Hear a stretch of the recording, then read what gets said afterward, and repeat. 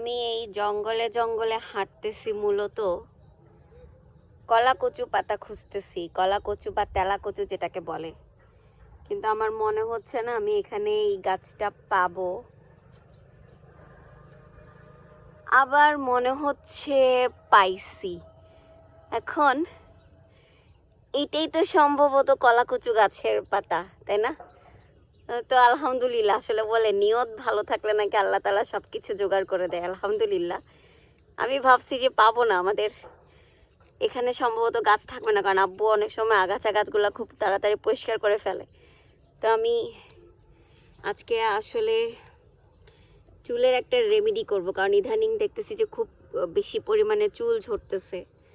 তো আমি তেলা কচু গাছ, তারপরে হচ্ছে এই যে কালো কেশি, এগুলো জোগাড় করতেছিলাম।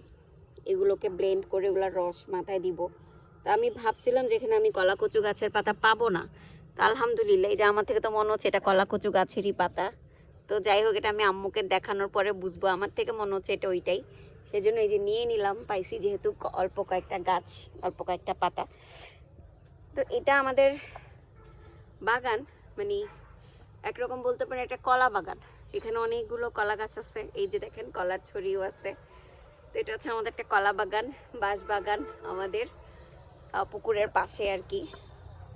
তো এখানে আসলে খুঁজলে অনেক কিছু পাওয়া যায়। যে এখানে কুমড়া গাছ লাগাইছে আব্বু, যদিও কয়েকদিন পরে পানি উঠে যাবে, খুব সম্ভাবনা। এই যে পানি কিন্তু একদম কিনারে কিনারে চলে আসছে। এখানে দেখেন এই মাশরুমগুলা কি খাওয়া যায় কিনা জানি না, কিন্তু এই ব্যাঙের ছাতাগুলো দেখতে অনেক সুন্দর লাগে। যখন এই যে কাঠ থেকে, মরা কাঠ থেকে, গাছ থেকে এই এই ব্যাঙের ছাতাগুলো হয়। আসলে মাশরুম সম্পর্কে একটু পড়াশোনা করতে হবে, তাহলে বুঝবো যে আসলে কোন মাশরুমগুলো খাওয়া যায়, কোনগুলো খাওয়া যায় না। যদিও আমার ইচ্ছা আছে আমি ঘরোয়াভাবে মাশরুম চাষ করব।